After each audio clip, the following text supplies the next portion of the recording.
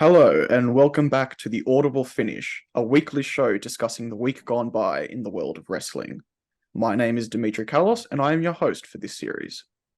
In this week's episode, we will look at what happened on AEW's programming and give our predictions for the All In pay-per-view show at Wembley this weekend. We will also look into the events from WWE's SmackDown and Raw shows, which featured a celebration of Edge's 25th anniversary with WWE, as well as Intercontinental Champion Gunther's first singles loss since joining the main roster. I'm joined as always by my co-host for the Audible Finish, Thanasi. Welcome back, Thanasi. A joy as always. Before we get started on this week's content, some sour news. I think it's only fitting that we show our respects for wrestling icon Terry Funk, who sadly passed away at the age of 79 on Thursday morning for Australians, on Wednesday in America.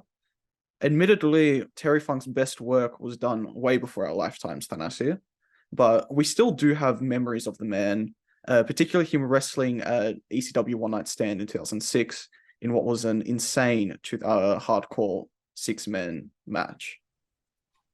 His legacy had already been forged well before that point in time, but Thanasi, what do you think of Terry Funk when you hear the name?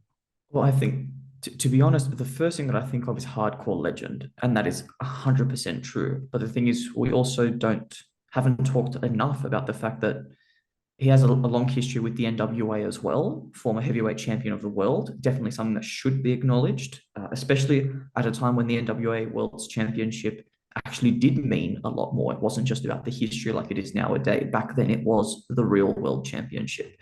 So I think sour doesn't begin to describe the loss that the wrestling world has, but we have many, many great memories of Terry Funk. Essentially, up until his end, he was still putting up a fight and trying to wrestle. That he was. All right, well, after that news, I think let's get straight into the content. And to start off with this week, we're going to be looking at AEW's programming, beginning with the Collision Fight for the Fallen show last Saturday. Thanasi, take us through what happened.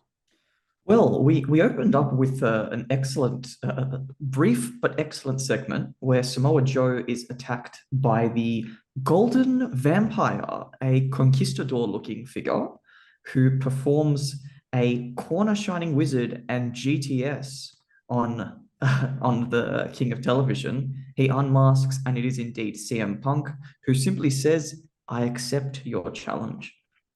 I'm just going to go briefly through the card and then come back to a couple of highlights. But one of the things that we're going to come back to is the Jay White versus Dalton Castle match, where Jay White did get the victory in this one, followed by the Juice Robinson and Guns match against the Iron Savages. BC Gold got the win on that one as well. We'll come to those in a little bit. But I think as we got on to the rest of the show, there was a promo backstage of the House of Black throwing away Billy Gunn's boots and likening it to a burial and death, where they finished off with Rest in Pain, Billy Gunn. We also had an interview segment with Ricky Starks, who is going to be bringing war and chaos tonight as he manages Big Bill. Big Bill, of course, squashes a jobber with the choke slam for the victory. We get a nice clip here of Sting and Darby invading AR Fox's wrestling school show as retribution for the invasion that Swerve and Fox committed against Nick Wayne. And then in the women's action, we have Willow versus Diamante. Interesting action here. Willow reversing the Hurricane Rana into a sidewalk slam. Diamante with a corner Meteora followed by a three-quarter facelock Salida del Sol. But in the end, Willow did get the victory here with a sit-out gut-wrench powerbomb. Later on in the night, we saw that Powerhouse Will Hobbs took on a jobber. He delivered some big moves here against this jobber, an avalanche back suplex off the second rope and a rebound spine buster for the victory. And he actually continued the attack after the bell with a camel clutch in reference, of course, to Miro the Redeemer. And on the Tron, Miro appears to say that he too used to abide by a book, the Book of Hobbs, that is, but now redemption is heading Hobbs's way, and he will have to pray to Miro now, make him his god. And of course, TK confirmed that they are going to face off at All Out in Chicago. And in the main event of the evening, which we will come back to in a little bit, we have Darby Allin taking on Christian Cage. I'll get onto the results of that actually later on, but that was probably the best match of the night. However, if I can return just to the opening stages of the show, Dimitri, it was dedicated very much to the Bullet Club Gold, all four members of the faction. And the opening contest was Jay White, accompanied by his Bang Bang Gang, taking on Ring of Honor talent, I think I'm going to call him, Dalton Castle with his boys. Of course, Dalton Castle being a former Ring of Honor world champion. In this match, Dalton hit a nice running knee to the corner, and then he failed to convert the follow-up Bulldog, but instead he hit two side suplexes, German suplex as well. The boys took to the air with suicide dives on BC Gold on the outside. And then as we came to the finish of the match, the Uranagi is hit by White for a 2 count, followed by the sleeper suplex and the Blade Runner hit for the 1, 2, 3. Jay White then grabbed the microphone and he cuts a promo on Kenny Omega while the Guns, and I just want to be very clear about this, they forcibly hold Tony Schiavone's hand in the shape of a guns up gesture during this promo. It was fabulous. I think last time I made a reference to BC Gold and then dynamic with Tony Schiavone being a little bit similar to DX and Michael Cole circa 1997. Definitely more vibes of this coming through. Jay says that Kenny has deceived the fans into thinking that the Elite is the peak, the pinnacle of Bullet Club, but he's wrong because Bullet Club Gold is in fact the best. And he says that we've seen everyone before, we've beaten them all, and we're going to do it again. The Guns as well also accusing the Bucks of cheating on Dynamite when they lost on the preceding episode, and the challenge is set for the Elite versus the Guns and Juice. The promo ends with Switchblade saying that we've got 2 words for you. It's not suck it, it's guns up. And of course, right after this match, we stick with the Bullet Club action with Juice and the Guns taking on the Iron Savages in trios action. I'm just going to make a point here. I really like this nice long airtime for BC Gold. I think they're wonderful to watch, really entertaining. They're great wrestlers as well, especially Jay White, we know as a former IWGP World Heavyweight Champion. But it's an excellent decision to dedicate so much airtime to them. Some of the highlights of this match: Juice hitting a cannonball, and then the three of them hit the Elite pose in order to mock their opponents for next week, but also taking on members of the Elite when it comes to All In London. The hot tag leads to a babyface comeback with a double reverse STO on the Guns, and then Juice's crossbody gets caught for a body slam and a big splash. The Guns do manage to get a dropkick in there.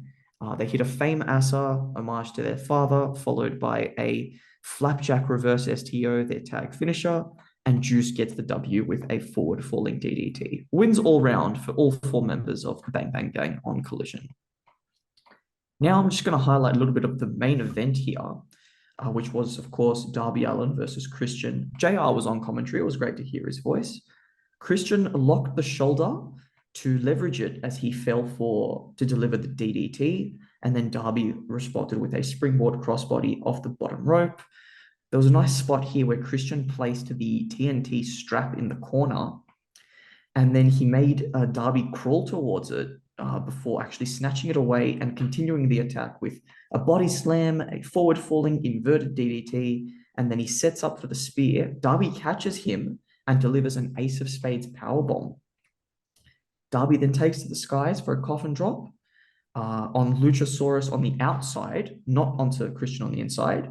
But then Christian then goes to pick up the scraps when Luchasaurus actually catches the young babyface. Darby does hit, however, a failed coffin drop to the apron because Luchasaurus pulled his mentor out of the way just in time, and that prompted, of course, the referee to eject him. Christian uses the TNT strap to strike for a near fall. He misses the spear attempt, but hits a sunset flip powerbomb and follows it up with a successful spear for 2. Now, sunset flip powerbomb, this guy is 50 years old. It's actually really impressive to watch Christian in action. Darby then reverses the kill switch into an inverted tight jackknife pinfall for the main event victory. The show, however, is not over. Schiavone interviews him in the ring, interviews Darby in the ring, confirming the title match is set for All Out. Luchasaurus, however, returns to the ring, even though he was banned, to hit a choke slam on Darby Allin, and then he forces Schiavone to make the pin for Christian's pin attempt, to pin his cover. It's not an actual match. And then Schiavone announces Christian as still the champion. And that brings us to the end of the night.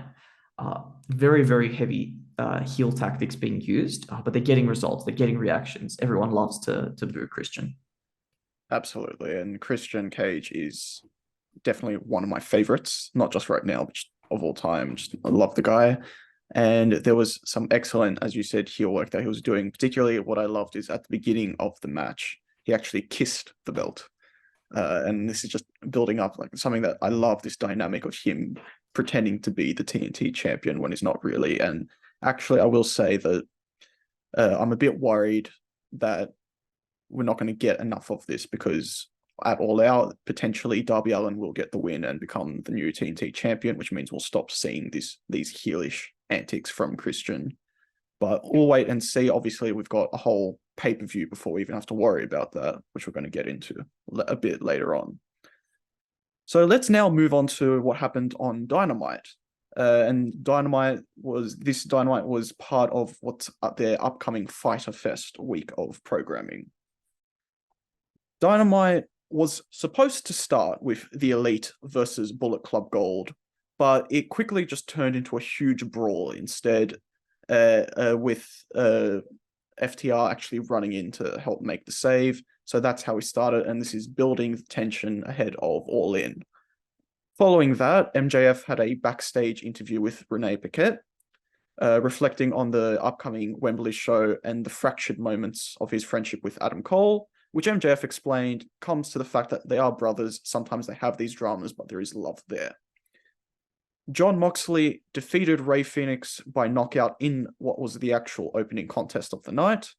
Post-match, the already struggling Rey Fenix was attacked with crowbars by the BCC, and this is taking him out of All In. And a returning Santana and Ortiz were unveiled as the BCC's partners for the Stadium Stampede match at All In. Will Ospreay and Chris Jericho had a heated contract signing for their bout at All In, which was followed by Adam Cole's own backstage interview with Renee Paquette, who got far more angry when prompted about the suggestions he and MJF have issues in their relationship. Darby Allin and Nick Wayne got a surprise win over Swerve Strickland and AR Fox, the latter being kicked out of the Mogul Embassy as a result, and Christian Cage was announced to take Fox's place in the tag team coffin match at All In.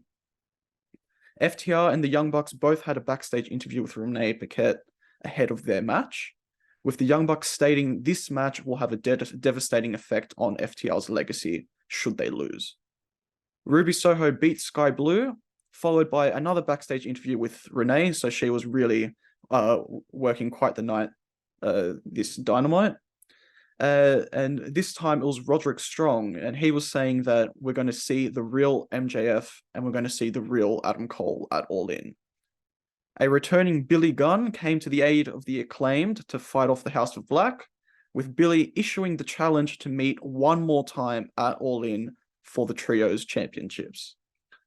The show finished with Aussie Open coming out on top over the Hardys to retain their Ring of Honor World Tag Team Championships, and they were confronted afterwards by MJF and Adam Cole. Now, before we get into the highlights, I just want to say I found this was a very good go-home Dynamite show ahead of All In.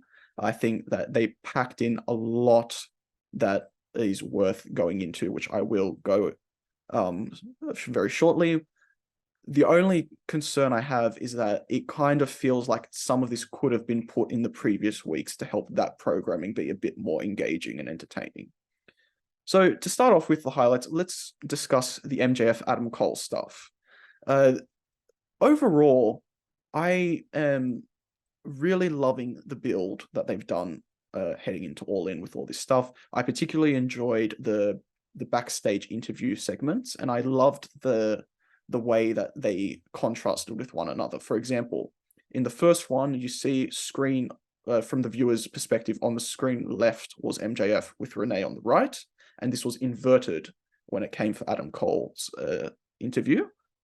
With MJF, when prompted about the potential backstabbing or the breakup of their relationship, he's not that phased. He says he's growing as a person, which is very interesting. Whereas Adam Cole had a bit of a mini outburst. And this, to me, I don't know about you, Thanasi, I would love to get your thoughts on this, but with that, I really suspect the turn is actually going to be from Adam Cole. What do you think? Well, I think if anything, the way that we can look at it is we're developing a real contrast here in character between the two. And perhaps it's my HSC English life coming back to haunt me. But if you notice in the interview segments, Renee was the one who switched sides. So she didn't have her guest in the same chair, which is typical when it comes to these interview segments.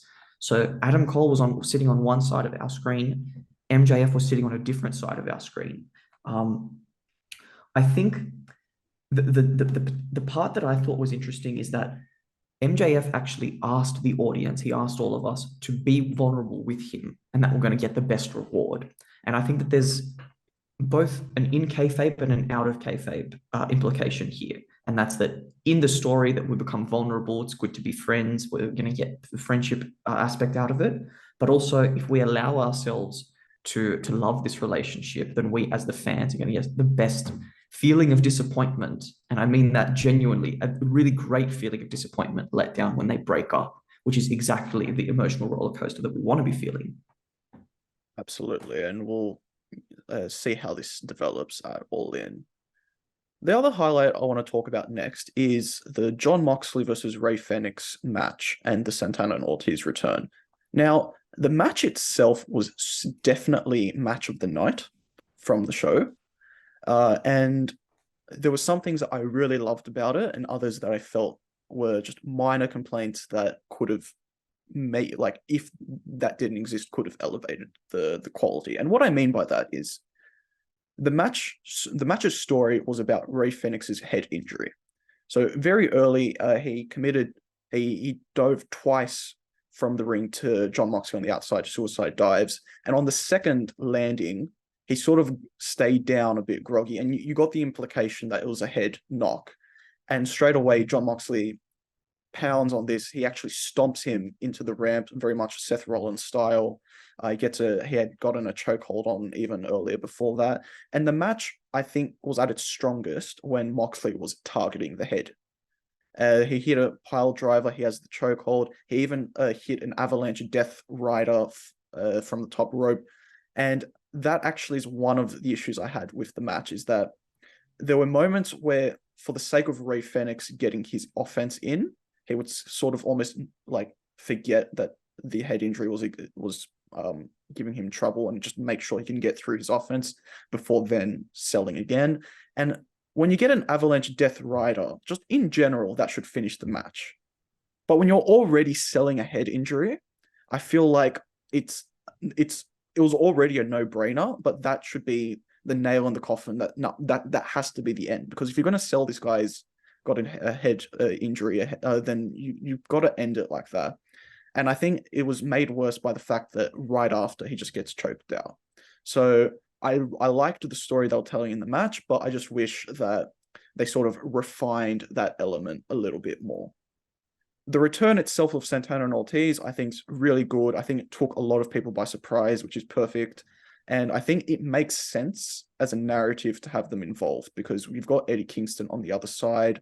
So you've got that dynamic built. And I think one of the things I was worried about last week is, who are the BCC going to find to make their team, make sense? And I think they've actually found two perfect competitors here. What do you think, Thanasi? Yeah, I think that it was a great call. I think in general, the segment went very well by bringing in Santana and Ortiz, having the crowbar attacking Fenix's head to write him out of All In, which we did hear on the dirt sheets that he was out of All In, unfortunately. And if I can just draw attention to something that I thought was just absolutely strange, the commentators do make an attempt to plug the sponsor while still pulling grimaces on their faces just before they head to commercial. I just thought this feels so weird here. Like they're trying to make the best of a bad situation, but the timing's all wrong because the show actually went really all in with forgive the pun, with selling, because they had the stretcher coming out for Phoenix, they had the ambulance, they even had Eddie cussing at Renee backstage when she tried to get a quote. So that just felt a little bit out of place. But in general, I think very good presentation all round from this segment. I'm going to highlight some other minor moments of the show that I just found were really good, and I just wanted to mention it. So first of all, Christian Cage. We said earlier on Collision how great he is as a heel. My God, on this show, he comes out, replaces AR Fox, who got kicked out of the Mogul Embassy, and now he's going to be in that tag team match at All In, which on its own, I think just makes more sense. And you know what? It kind of reminds me of high school where you've picked someone to be on your team, but then someone who's better is available, and you just sort of just kick him away and say, nah, thanks, but no thanks. We're getting in the big gun. It kind of feels like that, but, it's Christian Cage, so I think we can accept it. And Christian Cage found Nick Wayne in the ring. And as we know, Nick Wayne has a father, and Christian Cage obviously cannot resist himself when talking about fathers, particularly dead fathers. He even said, and what I love is he had the pause, because before he actually gets into it, he goes, I heard a lot about you. And I think from that, most fans already knew what was about to happen by just saying, I heard a lot about you, waiting a couple moments, taking a breath, and letting people go, oh, God damn it, he's gonna mention Buddy Wayne, isn't he? He says, I understand you have a father, and your father is dead. Again, being just the absolute prick of all pricks. And he says, I never heard about Buddy Wayne. Apparently he was a wrestler, but he must not have been very good. Since he was a talentless hack, you don't have a lot to live up to. And then he closes it with saying, don't tune into Wembley, as you'll get deja vu and see the coffin drop on someone else you love. My God, what an absolute prick. This was fantastic stuff. And again, this is why I kind of just want to see him and Luchasaurus hold on to the TNT Championship, just so that we have an excuse to see more and more of these antics get fleshed out. Another moment I wanted to stress was the Will Ospreay, Chris Jericho contract signing. This wasn't my favorite segment, but especially since Ospreay was trying to be British hard man, he's a gangster, he's a tough man from England, which I kind of felt, like, I'm sure he is very tough, but I just felt in this context, that wasn't as good as when he actually brought up how much this match means to him. I think once he actually got a bit more personal, it gained momentum. Chris Jericho actually had a great line here where he says, he mentioned before that he had called Ospreay years prior, I think 5 years prior, and sort of cautioned him against going absolutely all out in everything that he can do just for the sake of preserving his wrestling career. And he says, don't make me regret picking up the phone and keeping you from being in a wheelchair.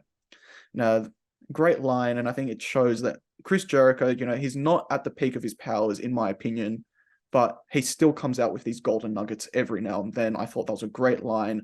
And given that we've had 1 week's build for this dream match, he really did well here to try and elevate the conflict that's going to exist between those two. And then the other highlight I just wanted to quickly mention is just Renee Paquette was the MVP from this Dynamite. I want to say she had 3, 4, maybe even 5 backstage interviews shown, talking to everyone. And I think it helped because not only did it shed a light on how good she is, but she's so much better in that role than everyone else they have at AEW. So sometimes it is good just to have the best of the best do what they can and just elevate the product that way. Thanasi, what were your thoughts on those other highlights? I think if I could just draw attention to the Ospreay Jericho segment briefly, I do agree that Renee was awesome, right? And we've already known that Renee's been great, as you said, 5 times in the night, and we didn't get bored of her at all. There was a line that Jericho said that I just wanted to point out, though, that for Jericho, he says that this is bigger than WrestleMania. It's bigger than the Tokyo Dome, Wrestle Kingdom. And I'm not going to go so far as to actually present an assessment of what a big supercard really is, or to rank All in London against the NJPW or the WrestleMania shows. But certainly AEW talent, they are seeing it as that big, right? To have an 85,000 plus capacity venue and to pull out a show like this, it feels as big as a WrestleMania or a Tokyo Dome Super Show. So dedicating this entire show and also just the entire 2 hours all relevant towards the upcoming pay-per-view. It actually makes sense as a go-home show. On the other side of North America, they don't always do that. Your go-home shows are not always every segment is relevant. But I digress. Look, I think it was honestly a great episode of Dynamite, great and fantastic as a go home. I just wish that, because this was one of the best episodes of late, in my opinion, and that's disappointing because we've known about the Wembley show for months. So I just wish they started preparing this a bit quicker, because then you could have gotten a bit more into it.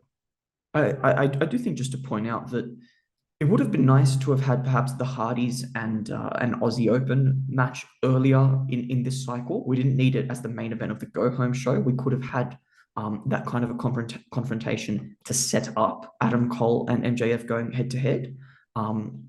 But I think certainly them closing the show was appropriate. MJF and Adam Cole in the ring together was appropriate to end the show. Perhaps something a little bit longer, more than we got. But in the end, we got a half decent, a pretty good TV match between the Hardys and Aussie Open. But yeah, I think that's my particular view on that finishing segment for a go home.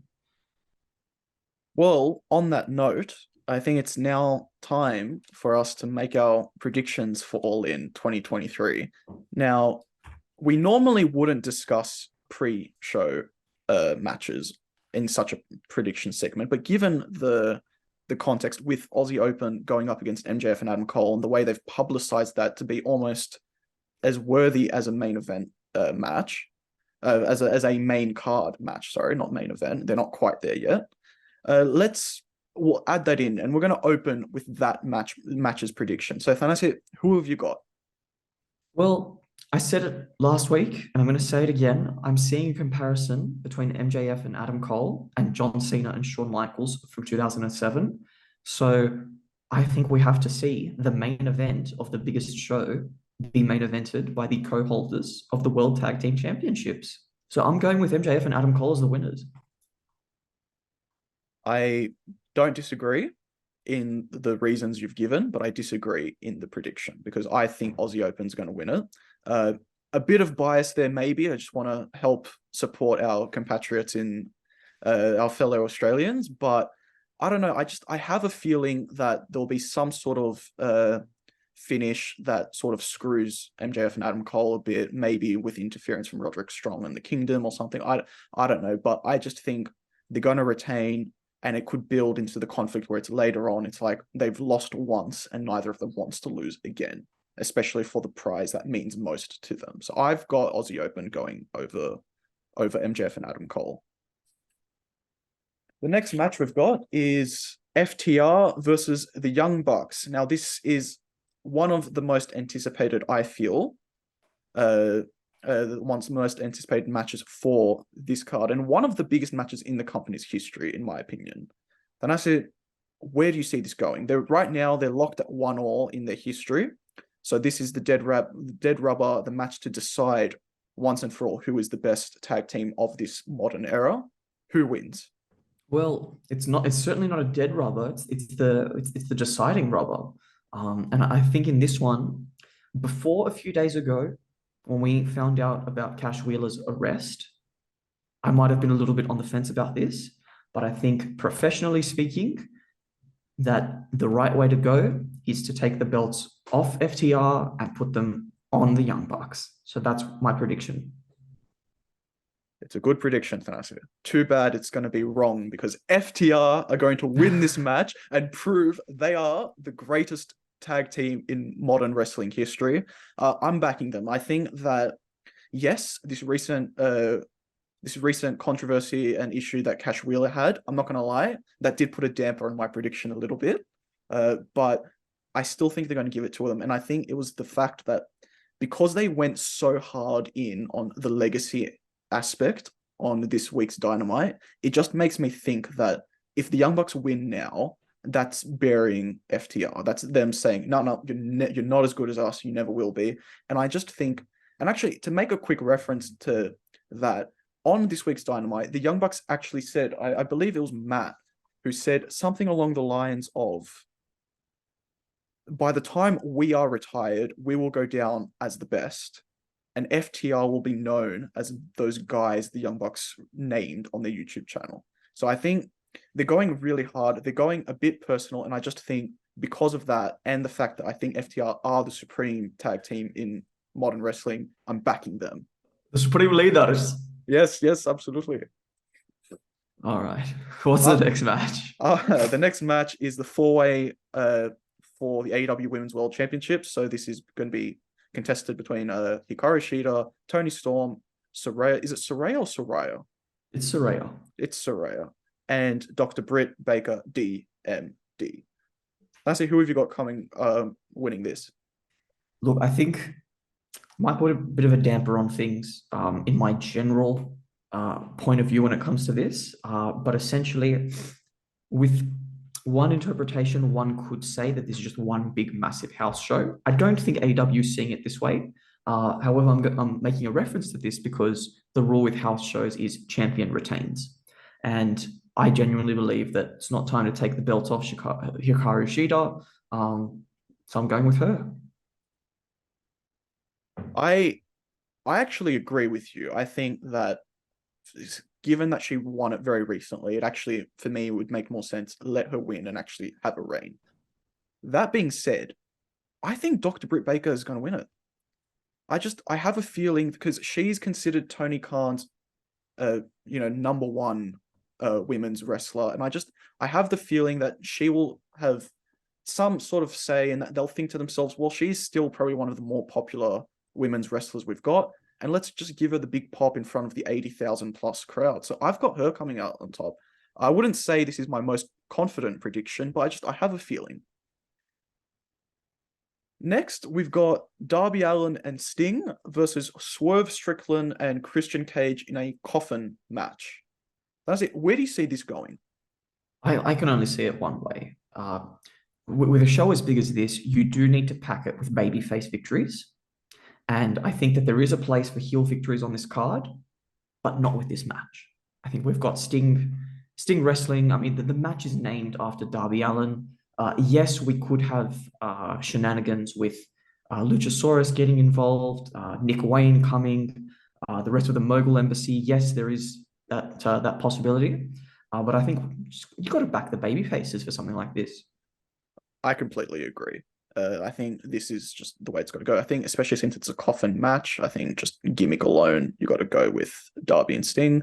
And I will be a bit disappointed if this does materialize, given that it will be the second time that Christian Cage has been buried on AEW.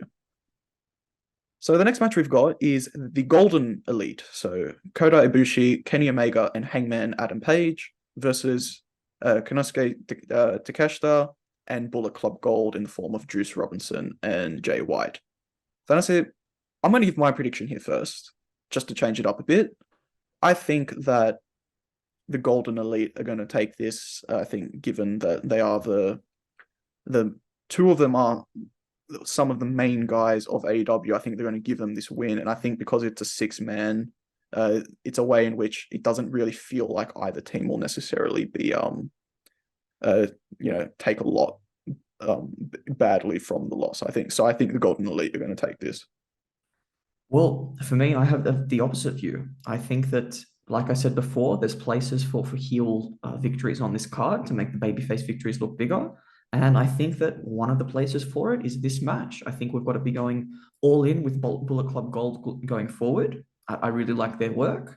And I frankly think that the Golden Elite can cop the loss on this one. Well, okay. Well, that's interesting to me. Let's see how this works out. I'd be curious to actually see that result happen.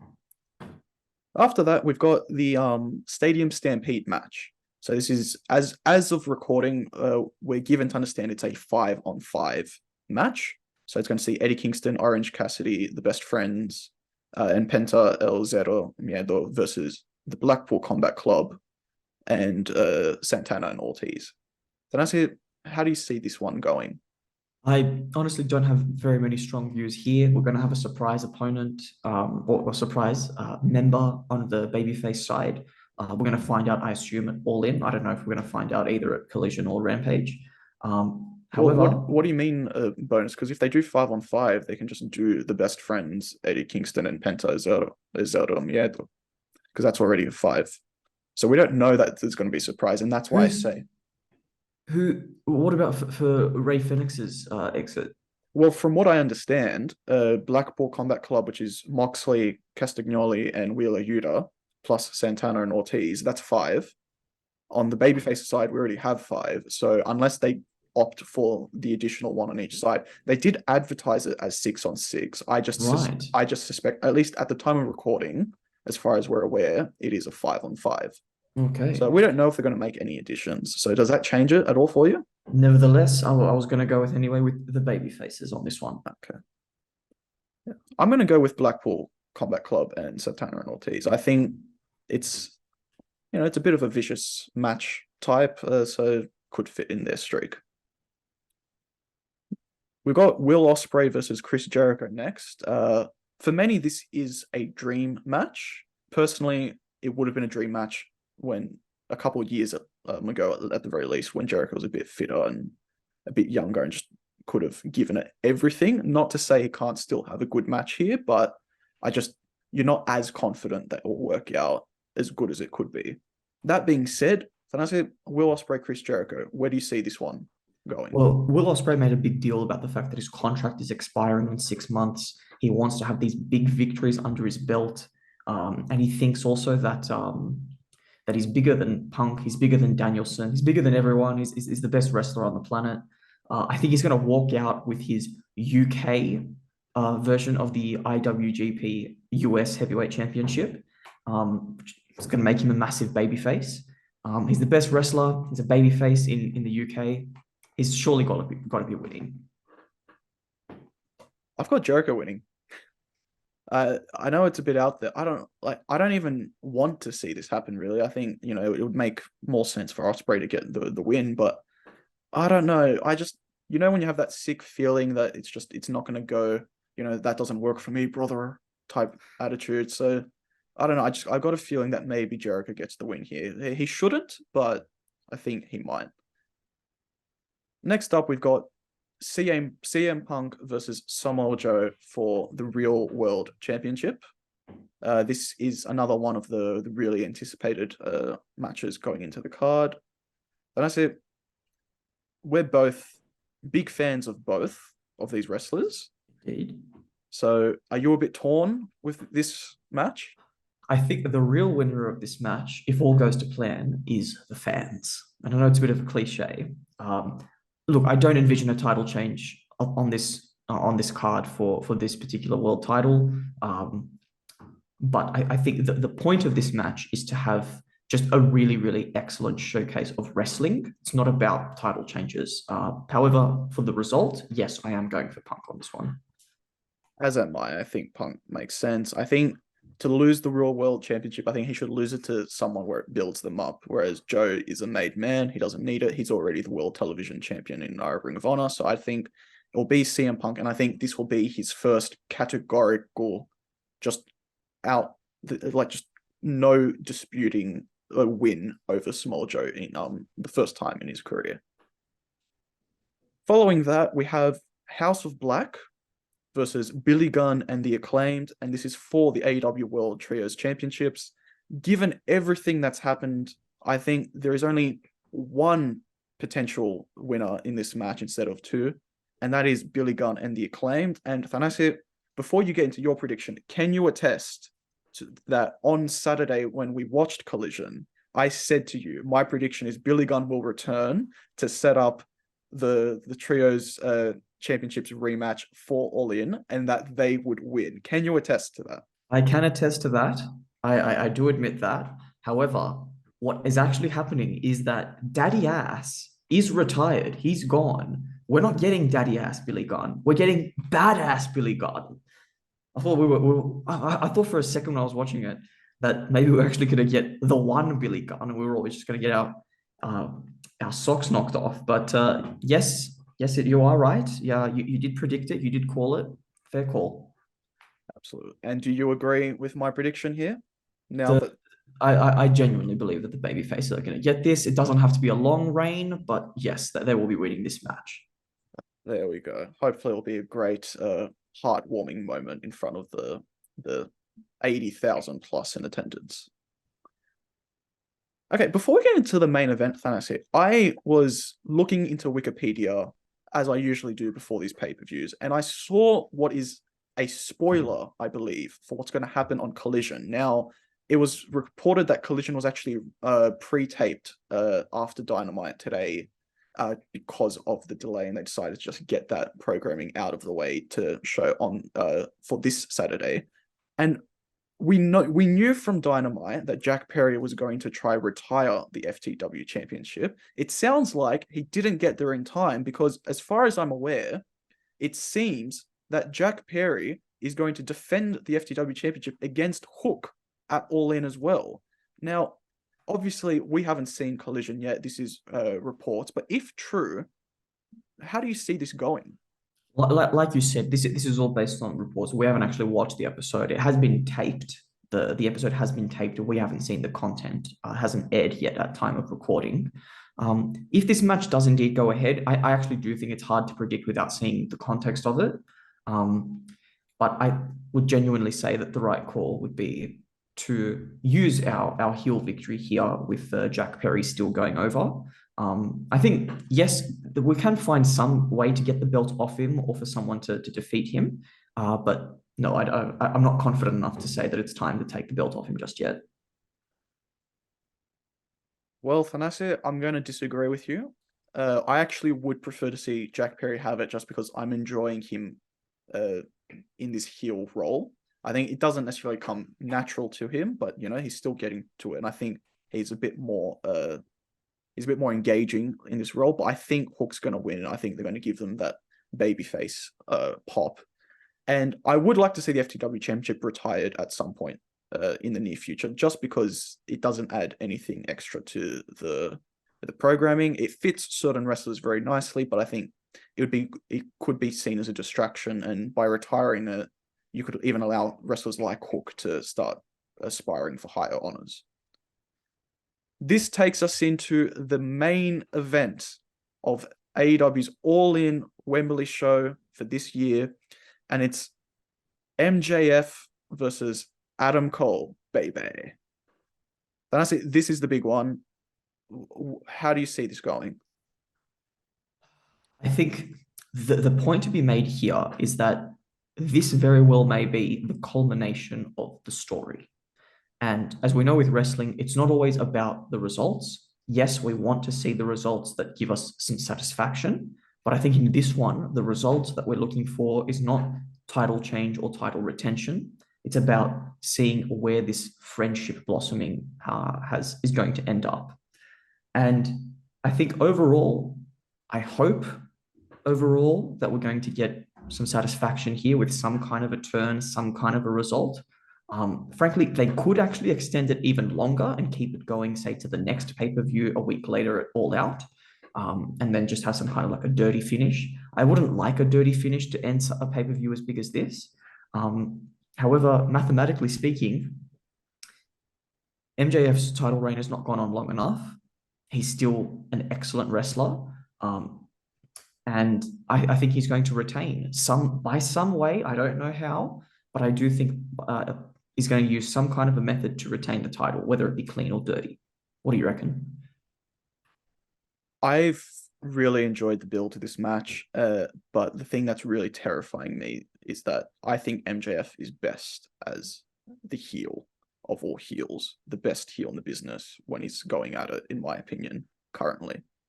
And what I'm terrified about is that Adam Cole is going to turn on MJF at some point in this match and take the Triple B away from him and become the new AEW World Champion. I think Adam Cole is winning. I think it's going to be a heel win, and I think it's going to make MJF a babyface for the next little while. I don't want that because MJF is best as a heel, but that's what I think is happening, and I think it's going. Believe me, the boos that will serenade Adam Cole if he does turn on MJF, I think he would literally have to watch. He would have to watch himself actually exiting the stadium if he does. But yeah, so I think Adam Cole's going to do it. Well, Thanasi, it seems we usually have lots of similar predictions, but it seems in this case that there are quite a few matches in which we differ. So hopefully, we're going to tabulate the results after watching All In and see Yes. who was the supreme predictor in this case. But it's going to be interesting. What we do know is that whoever does win won't hold on to the title of predictions master for very long, because we're going to have 2 pay-per-views very shortly coming up. But that's right. We'll see how it goes. That concludes the AEW side of things. Obviously, that took precedence this week with so much happening with this big show. But what we are going to do is we are going to quickly reflect on what happened on the WWE side of things as well. So, Thanasi, do you want to quickly take us through SmackDown and what happened there and whatever highlights you had from it? Let's do so. Obviously, the big highlight, just to mention at the front, is that it is Edge's 25-year anniversary. He's in the main event against Sheamus. They have an excellent TV match, but we'll get to that right at the end of the SmackDown recap. The show, however, does open up with the Grayson Waller Effect TV segment. Grayson is stirring the pot with Rey Mysterio and Santos Escobar, claiming that Rey is stealing Santos's chance, and he's just not ready to pass the torch. Theory interrupts them, expectedly angry, I think we can say, demanding that the decision be reversed. Adam Pearce instead decides to sick the white-hot LA Knight on the poor bloke, and he declares, of course, that he's going for the belt soon, the US belt, that is. So the number 1 contenders match is set for LA Knight versus Austin Theory. Right at the beginning of the match, however, Miz arrives at ringside to commentate as Theory takes the early control. Miz calls LA Knight Fandango without top shoes, compares him to Eugene and Doink the Clown. Theory even hits a roll through at this point with a double leg drop kick. He tries to hit another one, but he gets reversed into a back suplex. A nice neck breaker by LA Knight as well. He hits the Russian leg sweep, the running knee to flatten Theory in the corner. However, the ultimate result comes from the distraction from The Miz, leading to a devastating roll-up with Theory winning. Next match on the card, Damage Control versus Bianca and Charlotte Flair. Damage Control take the early control of the match with some chops on Charlotte, who big boots Io out of the ring and follows it up with a rolling senton dive to the outside. Damage Control regain control once again with a throw on Charlotte off the top rope. Io hits a sensational Hurricane Rana into a crossface. Great movement there from her. Her double underhook, however, is turned into a backdrop, and we have what looks like a bit of a botched hot tag. I don't know if Bianca is actually supposed to hit the tag at that point, but eventually she does, after a delayed vertical suplex and some corner strikes. And she delivers a Bayley backbreaker, and Io then hits the spine buster. Oh, sorry, Io receives the spine buster. We see some nice movement as well from Bianca with countering the double movement. She hits a DDT and neckbreaker combination to bring Charlotte back into the match, who hits an exploder suplex, a fallaway slam on both of the heels, and then hits her patented forward cartwheel clothesline. Charlotte dodges the Io moonsault and avoids the Bayley figure 4 to set up Bianca's Kiss of Death KOD on Bayley for the victory. Of course, backstage, Damage Control actually laid waste on Bianca as well with the chair shots on her knee. Next up, we have tag team action. So we're going from the mid-card to the women's division to the tag division. We have the Street Profits against the OC, the Good Brothers. We have a superb spine buster by Carl Anderson and a back suplex neckbreaker combination by the Good Brothers. Magic Killer gets reversed. The Profits are the ones who actually get the win with a sit-out spinebuster neckbreaker combination. Just before we get to the main event, Paul E is there with his bloodshot eyes, and he has no answer to Caleb Braxton's interview questions. He's triggered at the mention of any of her questions about backstage rumors on Jay and Roman and the whole family. He's unshaven, he's trembling as he answers a phone call that appears to give some good news. His spoiler is that Jimmy Uso will be live next week, according to an unnamed source. That's massive news. He's showing up to work, something that I do every day. Shocking. Anyway, the big highlight of the evening, of course, is the main event. All night we've been getting some very emotional clips of wrestlers and legends wishing Edge congratulations on his 25 years. It feels very swan song. The theme is thank you, Edge, not so much congratulations, but thank you, Edge. We even get anticipation for Edge's entrance, and the crowd is even singing his theme. He's got his family at ringside. He's in his Toronto Maple Leafs colors. And Michael Cole alludes to the online rumors on commentary. He breaks the fourth wall and he says that if these rumors of this being Edge's last match are true, tear the friggin' house down. Of course, we know from online that this is the last match on his current contract. Rumors now starting to emerge about him going to AEW. More on that at another point in time when we've got more information. However, some of the highlights from this match include we see the Irish Curse backbreaker by Sheamus, Edge hitting an Edge-O-Matic. He hits a powerbomb to the outside, crossbody. Sheamus avoids the sharpshooter, delivers a nice tilt-a-whirl slam. Edge intercepts the beats that are usually dealt out to Sheamus's opponents with some punches and some knee strikes for the crowd to count to instead. Follows it up with a spear through the ropes to the outside. Now the pace of this match, it's not too fast, but these lads are staining the mat with their sweat, so you can see that they're arguing at everything that they can. Sheamus skins the cat onto the top turnbuckle. Edge follows him up and smacks a big superplex, followed by an execution DDT, a big spot with a white noise back pile driver from the second rope, and a Celtic Cross crucifix powerbomb for a 2.5 count. Sheamus does get his 10 chest beats. Edge flips him off, and so we get like 20 more. Understand that Sheamus does have to heal it up here. As we approach the end of the match, Edge delivers a clothesline and a spear. He gets kneed and gets hit with a Brogue Kick for a 2.99 near fall. Edge rolls up the Brogue Kick for a 2 count and then hits the spear, which Sheamus kicks out of, but the second spear in midair with a big leap is enough for the victory on Edge's 25th anniversary as a WWE superstar. And he celebrates with pyro as the show goes off the air, receives a standing ovation from the crowd and an embrace from his opponent. That's our SmackDown recap.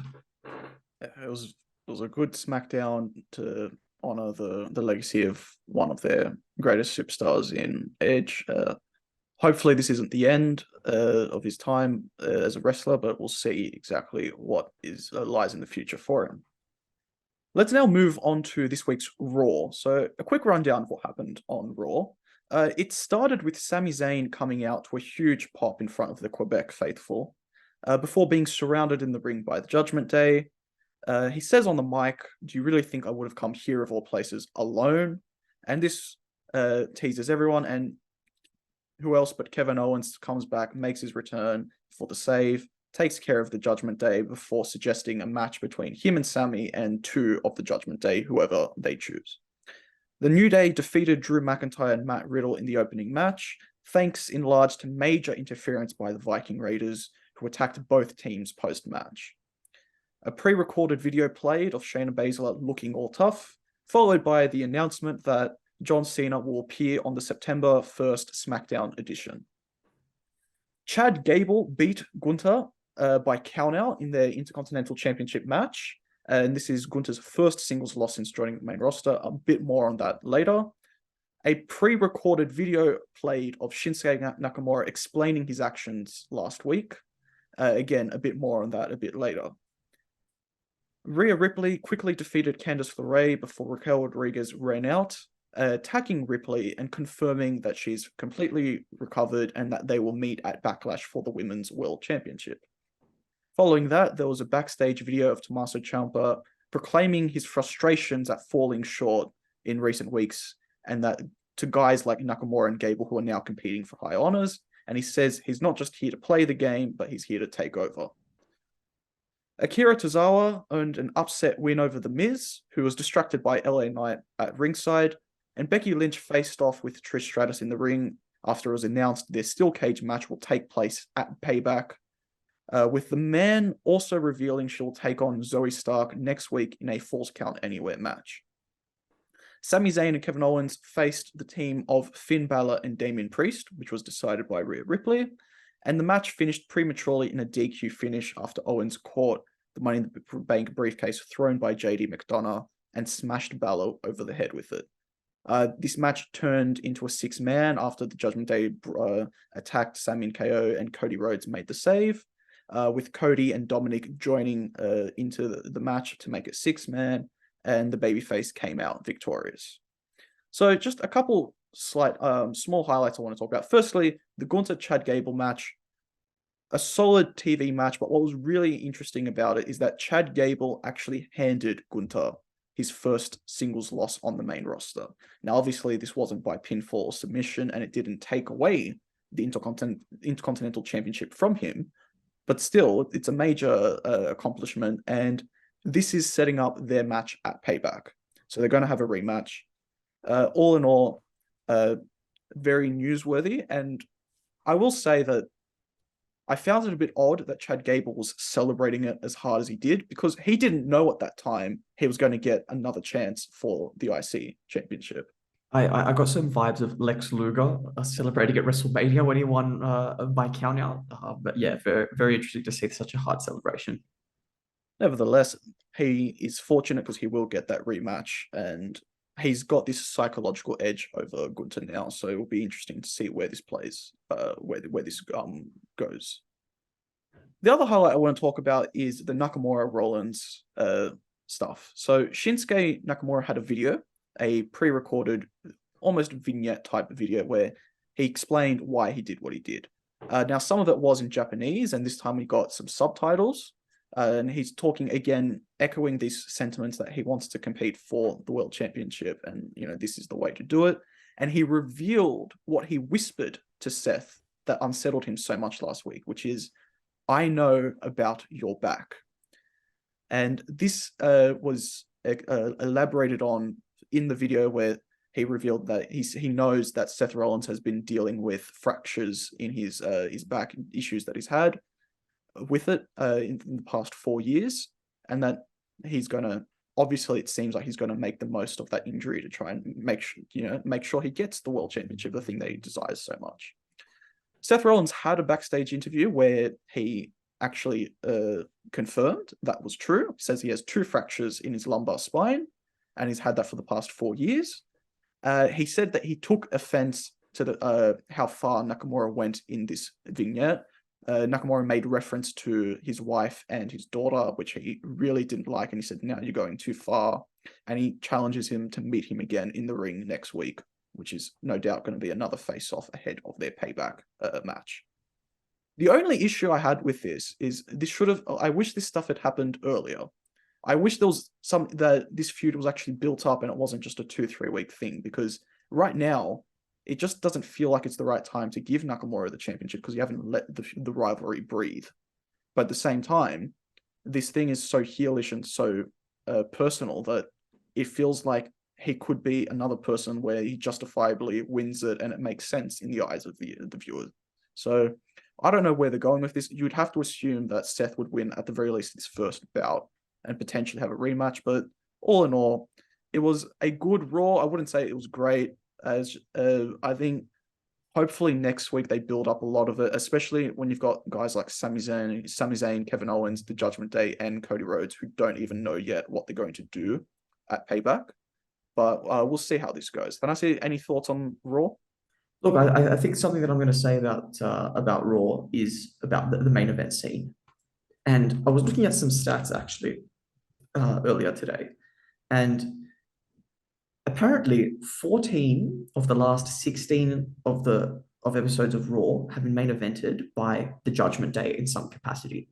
And I'm going to throw out a few examples of the kind of matches that we're seeing here. I'm not going to go through all of those 16. However, we've got obviously Judgment Day versus Cody Rhodes, Sami, and Kevin Owens. Last week was Finn Balor versus Cody Rhodes. Week before that, Judgment Day, Cody Rhodes, Seth Rollins, and Shinsuke Nakamura. That was when Shinsuke turned. Before that, Judgment Day versus Sami Zayn and Seth Rollins. I mean, these are just some of the most recent ones, but a lot of tag and six-man action coming up.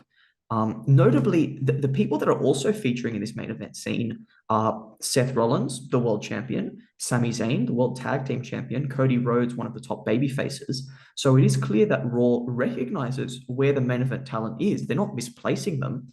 But the thing is, we don't see some kind of a direction moving forward here. Like we had Seth versus Balor, which was going to be what we thought was going to be absolutely fantastic. It was a good match. We didn't get the result we were expecting. But I want to be seeing this more distilled here. It's like, how are you using these excellent main event resources that you have? I mean, they're getting, the babyface is getting absolutely unbelievable reactions, things that we would not have thought of some years ago. I mean, Sami Zayn, with his reaction in Quebec, was insane. Like, he didn't have to say anything at all. But yeah, I want to be seeing us using our resources a bit more efficiently. Obviously, economist background. Yeah, I completely agree, and it's a messy situation right now because the feud is happening between all these competitors, and at the same time, we've got Sami Zayn and Kevin Owens who are holding the tag team championships, and they're not really competing for it. Like, that doesn't seem like it matters in their weekly programming. So potentially that's what they're going to do. They're going to have Judgment Day versus Sami Zayn and Kevin Owens for the titles, and they'll find some sort of makeshift team. But I don't know. Like, I think it took New Day returning for people to actually notice that, hang on, let's compete for tag team gold. So we'll see how this plays off. Hopefully next week's Raw will be a bit better and help get this card formed really nicely for Payback. This brings us to the end of this week's edition of The Audible Finish. Next week, we're going to have a jam-packed episode, so we're going to be covering the events of All In. We're going to talk about our thoughts on the weekly programming as always, but we're also going to be giving our predictions on the upcoming Payback and All Out events. So plenty to look forward to. Wrestling is looking perfect as of right now. So it should be a great episode. We look forward to your company. Thank you, Thanasi, again for being here as always. Thanks for having me. It's always an enjoyable experience. And thank you to everyone for listening. Until next time, we hope everything you do is just too sweet.